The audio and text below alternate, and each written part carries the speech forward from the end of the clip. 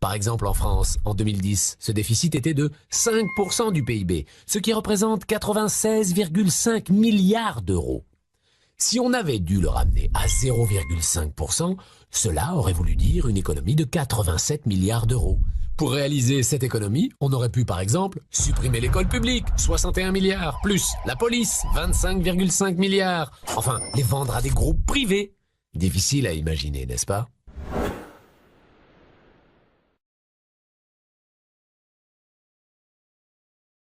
La règle d'or, c'est quoi? C'est qu'après avoir mis l'État français dans la dette, en l'encourageant à s'endetter effectivement pour maintenir en place l'État-providence, malgré les déséquilibres comptables dus à un chômage de plus en plus aggravé, dû aussi à la logique néo-capitaliste, aujourd'hui on dit on arrête. C'est exactement la stratégie qu'a eu l'Empire pour démanteler la Yougoslavie. C'est-à-dire l'État n'a plus le droit de faire de la dette comme il avait avant. Ce qui veut dire que qu'est-ce qu'il fait pour pouvoir rembourser comme on lui coupe ses crédits bancaires? Eh ben, il vend les bijoux de famille. Ça veut dire que c'est une injonction à la privatisation intégrale, c'est-à-dire le démantèlement total de l'État-providence et la mise sur le marché privé des bijoux de la couronne de la République française. Exactement comme on fait en Grèce en ce moment, où on pousse la Grèce pour payer sa dette, à vendre ses îles, ses monuments. La Grèce qui se vend par morceaux pour tenter de récupérer de l'argent frais. Des îles sont cédées aux plus offrants. Les Grecs ont appris la privatisation de cette cinquantaine d'îles en lisant la presse. Une carte très précise, fournie par le ministère, a été publiée dans ce quotidien national. Des îles de 3 à 45 millions dispersées aux quatre coins du pays. C'était un système en deux temps. On met les Français dans la dette. On peut le voir avec une entreprise. C'est comme un banquier qui vous pousse à faire des investissements et qui vous ouvre un crédit très important pour que vous vous retiriez soit dans des investissements productifs, soit que vous vous habituiez à avoir des gros découverts, et que jour au lendemain vous dit stop, plus de découverts. C'est la rigueur budgétaire, vous avez le droit à 0,5, alors que déjà 3, on n'y arrivait pas. Et bien là, ça veut dire quoi? Par la garantie hypothécaire, et ben il vous dit il faut rembourser tout de suite, et donc qu'est-ce que vous faites? Eh ben, on met en vente vos biens, on prend la possession de votre entreprise. Et c'est exactement ce qui est en train d'être fait au niveau macroéconomique, c'est-à-dire que après avoir créé une logique de dette favorisée par la destruction du système qui avait lieu avant la loi Rothschild de 73, où on empruntait à pratiquement 0%, on a mis un système où finalement le système européen produit de la monnaie à 1%, mais les États n'ont pas le droit de l'emprunter directement, mais passent par la médiation de banques privées qui grattent 3% au passage, et cela devient l'énorme dette des pays européens. Donc c'est une escroquerie bancaire, c'est un racket, ça s'appelle un racket, ça s'appelle du parasitisme, ça s'appelle comme ça. Voilà. On casse ce système maintenant que la France est très endettée, c'est-à-dire maintenant rigueur budgétaire, au nom soi-disant du bon équilibre comptable. Alors les cons qui n'ont pas de vision politique se disent c'est bien parce qu'on arrête la dette. Oui, mais ça veut dire destruction de l'État-providence, dislocation et destruction du système éducatif tel qu'il était en France, privatisation de plein de choses qui étaient de l'ordre de l'étatique avant, pour que l'État se désendette. Et c'est ce qui va se faire demain. Et ça s'est fait par un vote à l'Assemblée des députés socialistes, sans même l'aide des députés de droite. Donc on voit vraiment la trahison totale de la gauche sociale, de la gauche du PS, du peuple de France et du monde du travail. Et là, je renvoie le crétin et le traître et le lâche Emmanuel Todd à son hollandisme révolutionnaire. Ce que je pense qu'il va se passer, c'est que ce parti socialiste qui a pas mal évolué, et Hollande qui est un type intelligent, je veux dire, sera conduit à des attitudes plus radicales, et c'est ce que j'ai fait, c'est l'hypothèse d'un 1983 à l'envers. On arrive avec un programme modéré, et ensuite on prend, je dirais, les mesures qu'il faut face au libre-échange, face à l'austérité allemande, etc. Emmanuel Todd va te cacher au fond d'un trou. Tu es déshonoré définitivement avec ton histoire de hollandisme révolutionnaire, et tu as montré ce que tu étais, tu es juste bon à aller chez Tadi, plastronner chez Tadi, pas plus, tu vois. Tu peux pas aller chez Égalité et Réconciliation, tu n'as pas le courage pour ça, ou alors tu n'as pas l'intelligence. Le hollandisme révolutionnaire, c'est en fait que c'est le Parti socialiste, sans même l'aide de la droite et de l'UMP, a fait voter quelque chose qui est de l'ordre de l'abjection, qui est la règle d'or, qui est le passage complet de l'économie française sous contrôle de techniciens de Bruxelles entièrement soumis au pouvoir bancaire mondialiste, c'est déjà ça. Deuxièmement, le démantèlement accéléré de l'État-providence français, l'aggravation des disparités sociales et la perte des couvertures sociales pour le petit peuple en période de chômage aggravé, et la mise sur le marché privé qui lui aura droit par contre à toutes les dettes qu'il veut, parce que ça ne touche que le public, hein. Le 0,5%, le monde du privé aura droit à toutes les reconductions de crédit, y compris pour acheter les bijoux de la couronne, hein, parce que tout ça s'achètera à crédit et avec du faux argent. Et donc c'est exactement comme la Révolution française, qui est très bien expliquée par Marion Sigaud, via le mensonge des assignats, a fait passer en fait finalement toutes les bijoux de la couronne dans les mains des prédateurs bourgeois et des banquiers protestants à l'époque. À l'époque, c'était les banquiers protestants. Depuis, ils sont encore un peu moins européens, un peu plus nomades et un peu moins chrétiens qu'à l'époque. Voilà. Et c'est ça qu'a fait. C'est ça qu'ont fait les députés français. Ça a été très peu relayé et très peu commenté dans les médias de masse, hein. Il n'y a pas aucune fierté de ça. Et Mélenchon, en bon clown, a fait semblant de s'offusquer alors qu'il savait très bien, parce que Philippot l'avait démontré, hein, devant Emmanuel Todt d'ailleurs, que c'est ça que feraient les socialistes pas très longtemps après l'élection, hein. Alors génial, donc vous êtes mignon, mais les analyses qui nous disent François Hollande, formidable, il a réconcilié la classe ouvrière avec la gauche. Bah vous allez voir, quand demain il va signer les traités européens parce qu'il le fera, et donc la gauche va signer ça, ils vont encore une fois trahir les travailleurs français avec leur libre-échange, avec leur politique ultralibérale, mais vous nous direz demain que la gauche, le PS, ça y est, est réconcilié avec le monde du travail, et vous réunirez toutes vos analyses à vous, monsieur Todt. Ça n'a pas été le hollandisme révolutionnaire, hein. Ça a été la liquidation de l'indépendance économique française, la liquidation de l'État-providence et la mise sur le marché demain des bijoux de la couronne de la République française dans le marché privé pour les mêmes prédateurs qui ont détruit l'économie. C'est tout ça qui est dans le paquet de la rigueur budgétaire et de la règle d'or, et c'est les socialistes qu'on a amenés au pouvoir via Mélenchon qui l'ont fait. Voilà. De même que ce sont les socialistes que les musulmans ont amené au pouvoir par leur vote massif parce qu'ils avaient peur de Marine la sioniste, qui aujourd'hui, via la politique d'Emmanuel Valls, sont en train de diaboliser les musulmans à coups de petits amalgames perfides. Je n'hésiterai pas à faire expulser ceux qui se réclament de l'islam et qui, étrangers dans notre pays, ne respectent pas nos lois et nos valeurs. Qui comprennent bien quand je leur disais « je vous demande pas de voter Marine Le Pen, mais ne me dites pas que vous voulez pas voter Marine Le Pen parce qu'elle est sioniste, car elle est sans doute, malgré sa volonté peut-être, et malgré ses efforts, la moins sioniste de tous ». Là, ils l'ont vérifié par la politique du Parti Socialiste à travers le montage du danger de l'islamisme radical, et on l'a vu sur la question économico-sociale à travers le vote par les députés socialistes de la règle d'or, hein, voilà. Donc là, on a la réalité française. Nous sommes dans une période, je le dis, pré-insurrectionnelle à tous les niveaux, parce que cette règle d'or va faire que la situation du peuple de France sera la situation du peuple grec dans 2 ans, voilà. Et que pour ça, la solution du PS, qui est la même d'ailleurs que celle de l'UMP, et que je l'espère ne sera pas celle de Marine Le Pen demain, mais pour l'instant elle prend un très mauvais chemin, ça sera la guerre civile contre les islamistes en France et la guerre mondiale contre le monde musulman via la Syrie, l'Iran, etc., etc., etc. Et tout ça sous pilotage américano-sioniste, que ce soit sur la question bancaire, économique et sociale ou sur la question conflit de civilisation, manipulation de politique étrangère. L'euro va éclater, il ne peut plus exister. Ce projet de l'Union européenne que Asselineau décrit très bien était un projet de mathématicien kabbaliste fou. C'était exactement comme si vous prenez la carte de l'Europe avec des montagnes, des vallées, des endroits en Hollande qui sont au-dessous du niveau de la mer et d'autres qui sont à 3000 km. Je fais une métaphore, hein. Et de tout arriver en 25 ans à niveler pour que tout soit à 27,50 mètres.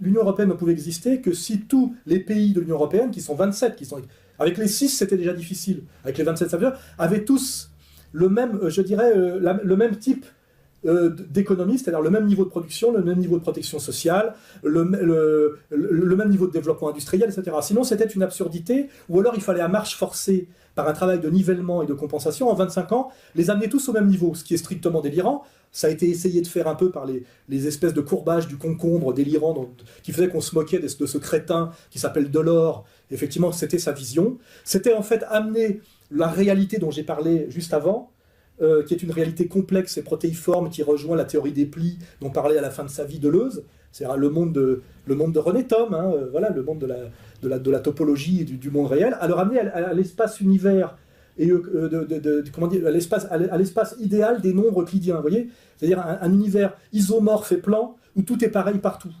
Ce qui demande de ne rien comprendre au monde réel ou à la logique dialectique de Hegel, etc. Voilà. Et cette vision-là est gentillette quand elle bricole sur des petites monographies d'économie, de mathématiques appliquées à l'économie pour des tout petits trucs. hein, des petites modélisations mathématiques, c'est utile. Mais quand ça se prétend avec une vision du monde qui se substitue à la complexité du monde réel, multidimensionnel, et que ça veut non pas admettre que le monde prime sur sa représentation, mais amener cette représentation mathématique du monde, amener le monde à sa représentation, hein, c'est-à-dire c'est une inversion totale de sens, c'est-à-dire nous décrétons que les mathématiques sont très utiles pour comprendre le monde, mais comme le monde est plus complexe que cet univers idéal des nombres et que ce n'est pas un espace euclidien, nous allons donc faire en sorte qu'il le devienne, c'est-à-dire raboter les montagnes, assécher les rivières, et rendre le monde absolument plan et isomorphe, pour que les mathématiques deviennent la réalité anthropologique, et non pas un outil de compréhension. Voilà un outil, c'est-à-dire que là il y a un truc de délire d'apprenti sorcier, mais qui rejoint beaucoup le monde, comment dirais-je, de la Kabbale, où d'un seul coup le verbe et le nombre remplacent le monde et s'y substituent et permet de régner sur lui. Hein, on voit cette déviation. Donc on comprend aujourd'hui, pour revenir au sujet, c'est compliqué, l'Europe n'existe pas, elle n'a jamais existé. Le masque est en train de tomber. L'Europe, c'est-à-dire l'Union européenne. Hein, l'Europe, le continent européen, la collaboration des nations européennes, l'histoire commune européenne. Là, je me renvoie à De Benoît, il n'y a pas de problème, à Spengler, tout ce que vous voulez. Ça existe, bien évidemment, et ça existait hier, ça existera demain. Et c'est à cette Europe-là qu'il faut qu'on revienne. L'Europe réelle. Voilà. Pas l'Europe délirante, dingote, des technocrates de Bruxelles et de tous leurs soumis affidés, etc. Donc l'Europe est morte. L'Union européenne est morte, l'euro va disparaître, car aujourd'hui, qui peut respecter les critères de convergence imposés par l'Union européenne? Même pas la Slovénie ou quoi que ce soit des 27 États, mais même plus l'Italie, c'est-à-dire que même pas le groupe des 6 du départ, ne peuvent finalement, et même pas la France, ne peuvent finalement correspondre à ces critères que l'Allemagne. C'est-à-dire qu'aujourd'hui, seule l'Allemagne peut incarner le projet européen. Donc en fait, on se rend compte que l'euro, s'il doit subsister, sera ce qu'il a toujours été, c'est-à-dire le marque d'Élysée. Voilà, qui est une monnaie qui correspond à la puissance, je dirais, industrielle et de production de richesses réelles du capitalisme rhénan, mais que ne peut suivre aucun autre pays d'Europe. Hein. Donc là, il y avait deux stratégies d'ailleurs à l'époque. C'est soit on subissait la puissance comment dirais-je, de l'euro Reichsmark, et ça pénalisait à peu près, ça nous mettait tous à poil économiquement, sauf l'Allemagne. Maintenant, l'Allemagne est obligée de payer pour l'appauvrissement des autres, donc ça n'intéresse plus non plus. Soit on faisait comme l'Angleterre, et là je montre du doigt tous les menteurs, tous les commentateurs menteurs et stupides de la question européenne, on dit on ne peut pas être dans l'euro sans être dans l'Europe sans être dans l'euro. Et l'Angleterre, elle est où l'Angleterre? Elle n'est pas dans l'Europe et pas dans l'euro. L'Angleterre, dont la réalité est la City, est bien dans l'Union européenne sans être dans l'euro, parce qu'ils savaient exactement à quel point ça les aurait baisés et amputés, sachant que la vraie capitale mondiale du capitalisme spéculatif impérial, dont finalement Wall Street n'est peut-être qu'une succursale, c'est la City. L'Angleterre n'a pas pu rentrer, a toujours refusé de rentrer dans l'euro, parce que c'était détruire ce qu'est la City, pour ceux qui le comprennent. Et l'Angleterre est bien dans l'Europe sans être dans l'euro, effectivement, pour pouvoir gagner sur tous les terrains. Je ne parle pas du peuple anglais qui l'a dans le cul de A à Z, je parle de la City qui est l'empire anglais dans sa réalité, c'est-à-dire la jonction de la famille d'Angleterre et de la banque, telle que je la définis dans mon livre, voilà, qui a beaucoup à voir avec effectivement le moment où Henri VIII tourne le dos au catholicisme et crée cette espèce de truc qui s'appelle l'anglicanisme, avec l'aide d'ailleurs de certains rabbins vénitiens. Enfin, il y a toujours des accompagnateurs. Dès qu'on peut foutre en l'air l'unité catholique de l'Europe, il y a toujours des gens pour venir aider à la division, pour régner, etc. Enfin, tout ça est interconnecté. Donc, soit aujourd'hui on est l'Allemagne, et effectivement, on peut dire l'Europe avait un intérêt, mais maintenant ça n'en a plus parce qu'il faut... je vous signale qu'à la dernière réunion, l'Amérique et Sarkozy ont demandé, pour que la fausse monnaie qu'on est en train de créer pour renflouer quelque chose de pas renflouable, pour qu'elle ait une crédibilité, on a demandé à l'Allemagne d'engager ses stocks d'or. On ne vous en parlera pas trop, elle a évidemment refusé.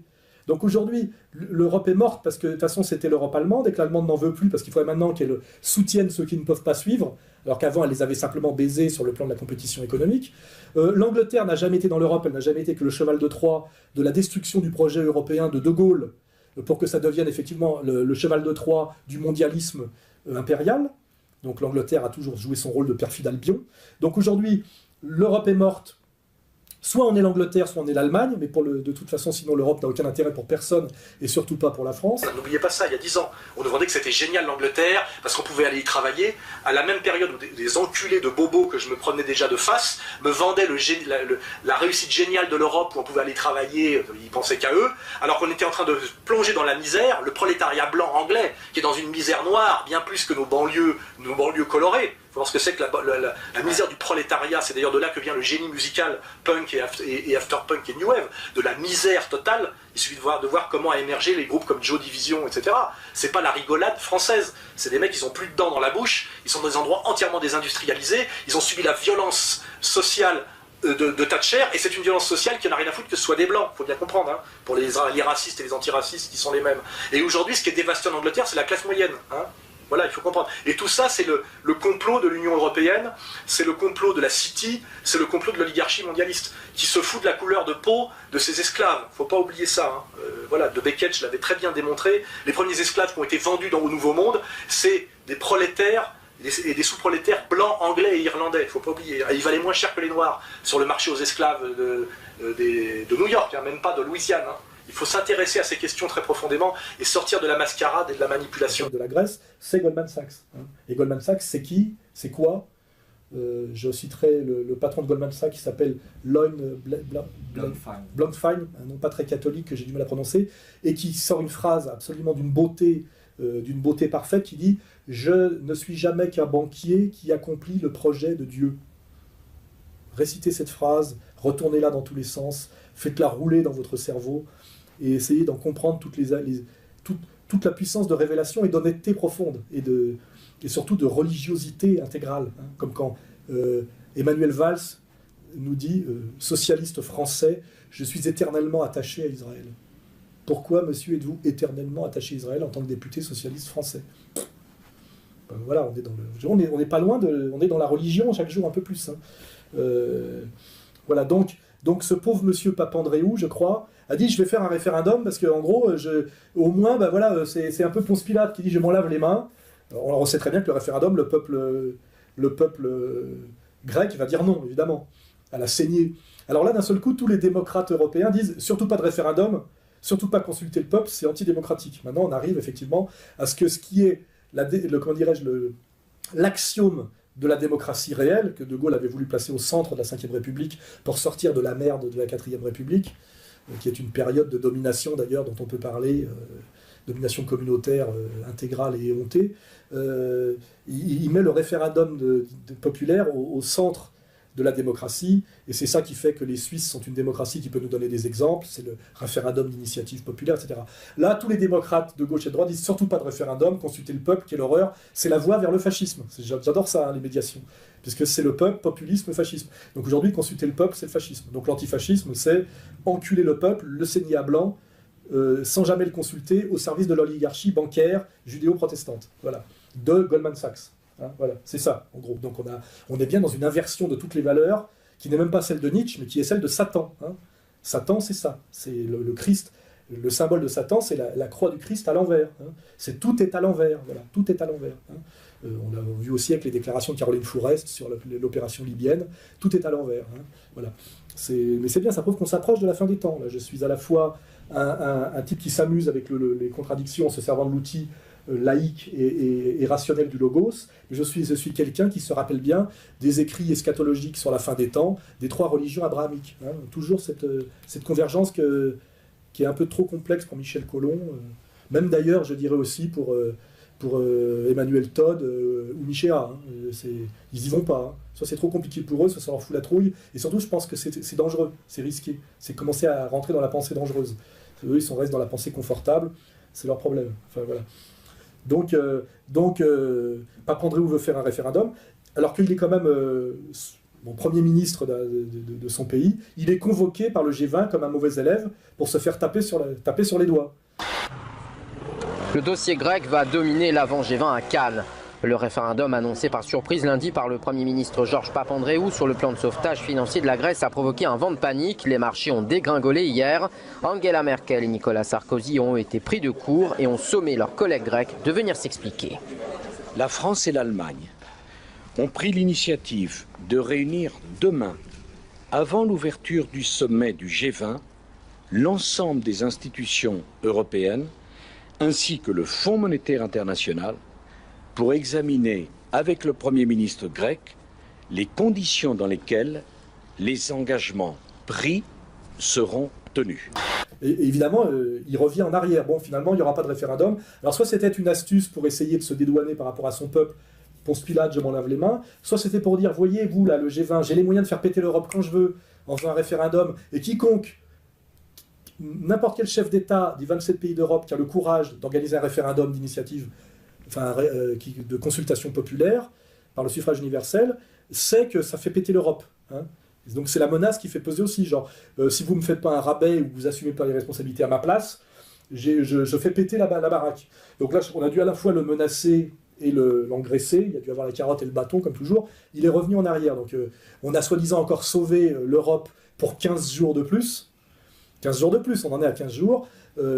Cette Europe qui, aujourd'hui, n'existe exactement comme sur le même principe que le salut des États-Unis d'Amérique, enfin de l'Empire américain, en faisant marcher la planche à billets en fabriquant du faux euro pour renflouer des banques privées qui ont été ruinées par les produits financiers hautement spéculatifs des banques américaines. Il faut voir comme tout ça s'articule. C'est-à-dire qu'en dernière instance, on fabrique de la fausse monnaie qui est de l'hypothèque qui devrait être remboursée par les peuples d'Europe pour payer la dette, qui est une stratégie usuraire pure et simple, des banques de Wall Street.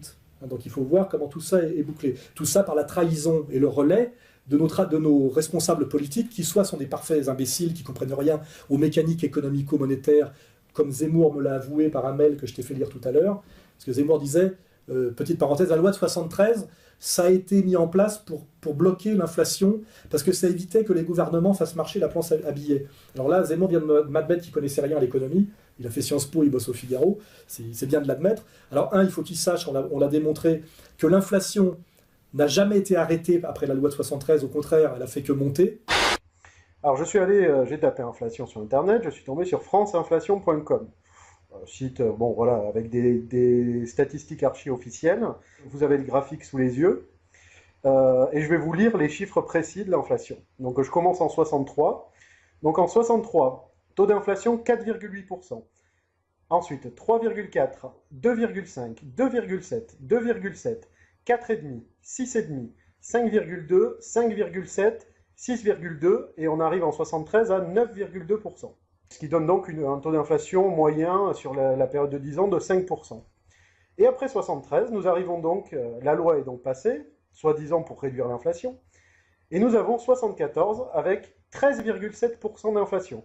75, c'est 11,8, puis 9,6, 9,4, 9,1, 10,8, 13,6, 13,4%, 11,8% et 83, 9,6%. Autrement dit, une inflation moyenne de 11% dans les 10 ans qui ont suivi la loi de 73. Donc quand on nous explique que cette loi de 73 a été faite parce qu'il y avait trop d'inflation et pour la réduire, on se fout de notre gueule tout simplement. Et que de toute façon, retirer à l'État le pouvoir régalien de battre monnaie et effectivement de faire marcher la planche à billets, retirer ce pouvoir de la main de l'État et de la Banque centrale sous contrôle de l'État, c'est pas arrêter la planche à billets, c'est transférer ce privilège aux banques privées. Et aujourd'hui, si M. Zemmour, qui est un camarade par ailleurs, veut bien essayer de s'ouvrir un peu l'esprit, ceux qui détiennent le pouvoir à travers la BCE ne font que de la planche à billets, exactement comme la Réserve fédérale américaine et le Trésor américain ne font que de la planche à billets. Donc, supprimer ce pouvoir de l'État, ça consiste simplement à privatiser la planche à billets, et avec la suppression de la loi 73, on a eu la dette, ce qu'il n'y avait pas avant, et la planche à billets, puisque maintenant, pour payer cette dette exponentielle, on fait marcher à mort la planche à billets. C'est-à-dire qu'au bout du truc, avec la loi de 73, loi Giscard, Pompidou, Rothschild, effectivement, nous avons et la dette exponentielle et la planche à billets exponentielle pour, comment dirais-je, faire répondre à cette fuite en avant de la dette, qui, si on veut le comprendre avec un petit cerveau de ménagère, c'est qu'effectivement, pour rembourser un crédit irremboursable, on reprend un crédit. Ce crédit, étant donné qu'on a de moins en moins de garanties à faire valoir et d'un taux de plus en plus élevé, c'est ce qu'on appelle le système des AAA, des sociétés privées, effectivement, qui participent à toute l'arnaque global de Wall Street. Normalement, chez nous, le triple A, c'est pour l'andouillette. Normalement, on n'en a rien à foutre qu'une société privée américaine nous fasse du triple A ou du double A, alors que c'est un avis privé garanti par rien et qui n'engage rien. C'est-à-dire que normalement, que ce soit des sociétés de notation privée qui fassent du triple A, c'est-à-dire qui décident de la montée du taux d'intérêt des emprunts qu'on est obligé de faire pour rembourser des emprunts qu'on ne peut déjà plus rembourser, c'est-à-dire que c'est la logique même de ce qu'on a appelé le surendettement des ménages. On a fait tomber tous les pays d'Europe de force, par des lois qui sont passées par la corruption des élites politiques et le mensonge des économistes à la botte. On a fait tomber ces États dans le surendettement forcé pour à la fin pouvoir les racheter à l'euro de papier symbolique ou au franc symbolique, par la garantie hypothécaire qui ne sont jamais transposées aux États que les émissions de bons du Trésor. Alors je sais bien que tout ça est trop compliqué pour le petit cerveau d'Éric Zemmour, qui n'est jamais qu'un journaliste, qui n'a pas ma puissance intellectuelle, et qui n'est jamais qu'un journaliste de droite du Figaro qui a fait Sciences Po. Mais j'aimerais bien qu'il se penche un peu sur cette réalité, parce qu'on ne peut rien comprendre à l'économie et au projet de domination mondiale du nouvel ordre mondial si on ne comprend rien à la création monétaire et à l'histoire de la monnaie, et notamment à la mise en place progressive, totale et totalitaire de la monnaie scriptuaire, fiduciaire et papier uniquement.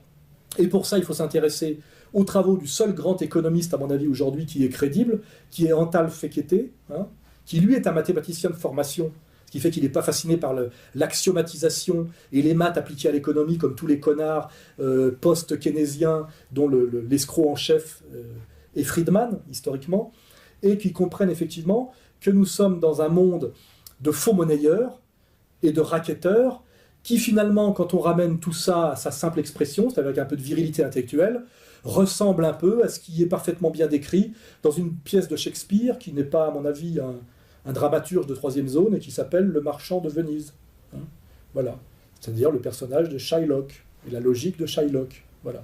Nous sommes là-dedans, c'est-à-dire que quand nous avons la capacité intellectuelle de ramener tout ça à sa simple expression et à son origine motrice, puisque c'est de la sophistication et la complexité peut se ramener par un travail d'analyse à finalement un principe initial, je dirais, pervers et frauduleux, qui est finalement la loi de 71, qui est la suppression de tout référent à quoi que ce soit de réel et de richesse réelle de la monnaie papier, qui normalement n'a d'existence parce qu'elle fait référence à quelque chose qui est un étalon métallique ou bimétallique, or argent, ou or tout court, ou or argent, et que dès lors que cette monnaie est une monnaie sans référent, interdite de tout référent, purement flottante, elle peut se permettre effectivement de partir dans des bulles exponentielles qui sont ce qui s'est passé depuis 71, et la guerre, ce que décrit Vassilia Jovanovic, elle est celle-là en ce moment, c'est qu'on a sorti l'or qui est le référent et le sérieux, qui permet à une monnaie papier d'avoir un sens, sinon elle est une pure escroquerie.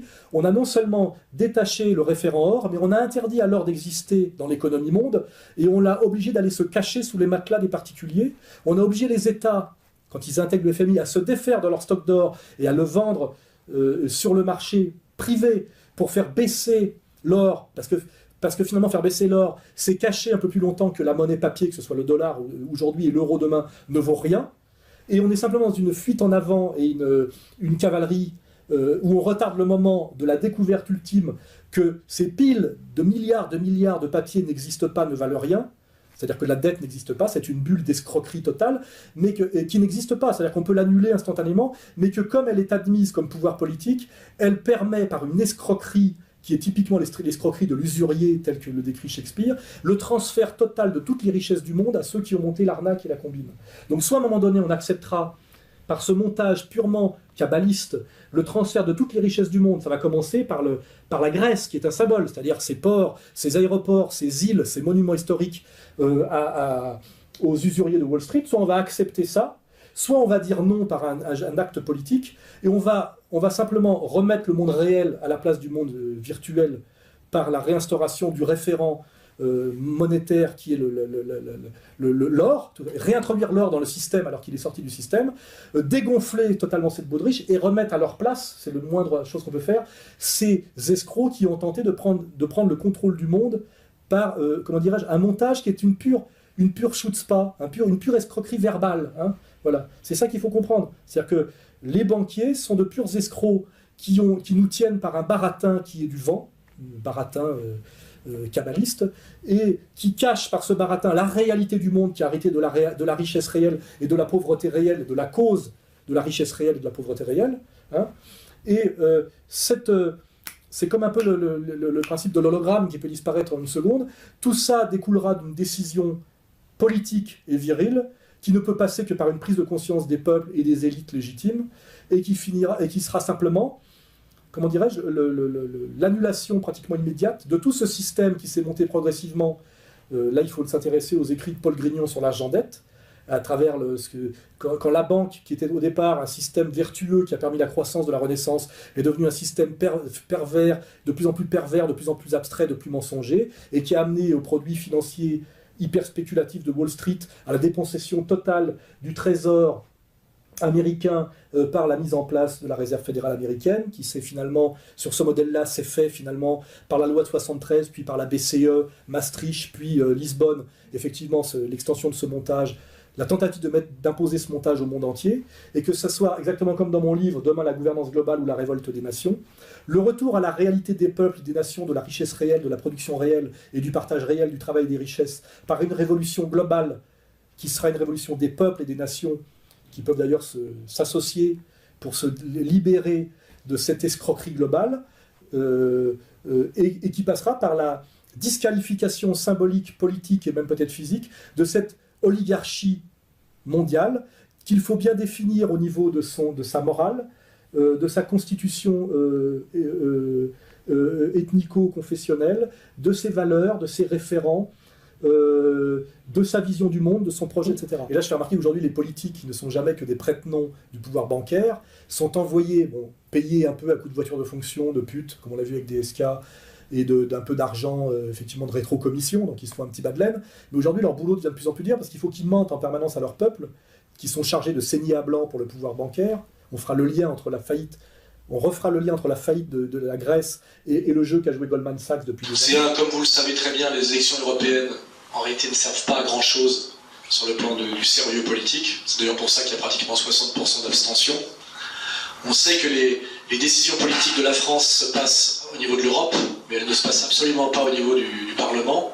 En réalité, toutes les décisions pour la France sont prises en Europe au niveau des commissions, qui sont des commissions autodésignées, et en fait, le Parlement européen est une chambre d'enregistrement qui valide à peu près tout ce qu'on lui présente.